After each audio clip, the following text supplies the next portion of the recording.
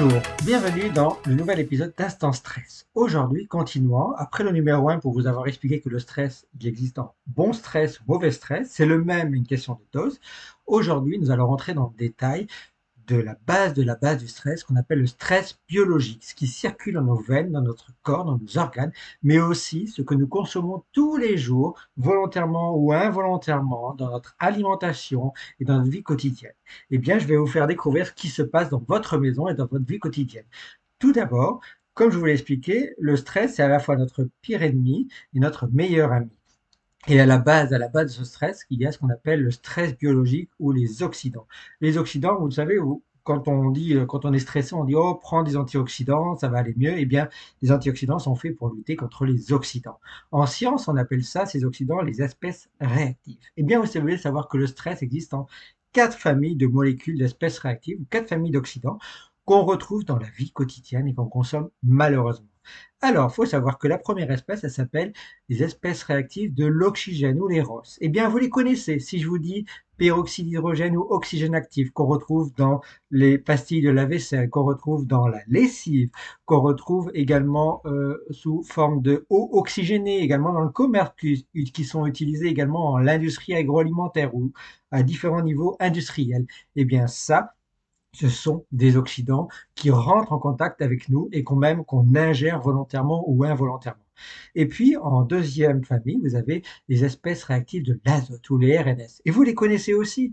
Par exemple, alors l'oxynitrique. L'oxynitrique, les sportifs l'aiment bien parce que c'est un vasodilatateur. Il ouvre les vaisseaux et donc il donne beaucoup d'oxygène au corps humain, aux organes. Et donc, ça permet d'améliorer les performances. Il faut savoir que c'est aussi lié à l'hypertension artérielle, donc attention à l'oxynitrique. Mais en fait, vous les connaissez parce que si je vous dis nitrite, nitrate, on peut les trouver par exemple dans l'eau du robinet, mais à très faible niveau normalement, mais aussi les nitrites nitrates ce sont des engrais et ce sont aussi utilisés dans l'agroalimentaire. Si par exemple je vous dis les sels de nitrite, vous savez, l'ANSES avait montré qu'il y existait un lien entre les sels de nitrite et le cancer du côlon, cancer colorectal. Dans la charcuterie, les sels de nitrite sont utilisés comme des conservateurs. Il y a eu des grands débats, il y a eu également des votes, il y a eu un gouvernement qui a fait une décision de faire baisser le taux de sel nitrite dans la charcuterie, eh bien, il faut savoir que les sels nitrites, on en retrouve encore dans la charcuterie et c'est dangereux. Donc, attention. Et puis, vous avez aussi la troisième famille, qui est la famille des espèces réactives du soufre ou RSS. Et vous les connaissez aussi? Si je vous dis l'hydrogène sulfuré. Alors, l'hydrogène sulfuré, ça vous parle peut-être pas, mais par exemple, quand il y a un incident industriel, par exemple, quand il y a un accident et un incendie industriel qui provoque des fumées et des hydrocarbures, ça libère dans l'atmosphère de l'hydrogène sulfuré qu'on peut respirer. Il faut savoir aussi que l'hydrogène sulfuré intéresse beaucoup en médecine avec des propriétés qui peuvent jouer sur les cancers ou contre les cancers, sur le vieillissement ou contre le vieillissement. Et puis, si je vous dis quelque chose de familier, vous savez, quand vous pétez, cette petite odeur d'œuf pourri qui peut arriver, eh bien, vous faites de l'hydrogène sulfuré naturellement en gaz, vous en évacuez, et ça pourrait même être bénéfique. On pense même que ça pourrait être utile pour les intestins et pour le côlon.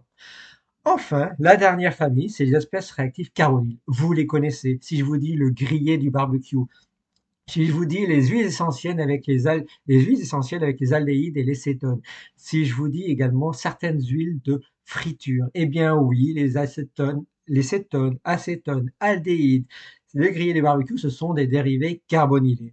On est en contact tous les jours ou régulièrement avec ces espèces réactives des carbonyles. Et donc voilà comment dans votre vie quotidienne, en plus que votre corps en produit naturellement, à des faibles niveaux pour être bénéfique, eh bien, vous en consommez, vous en apportez à votre corps.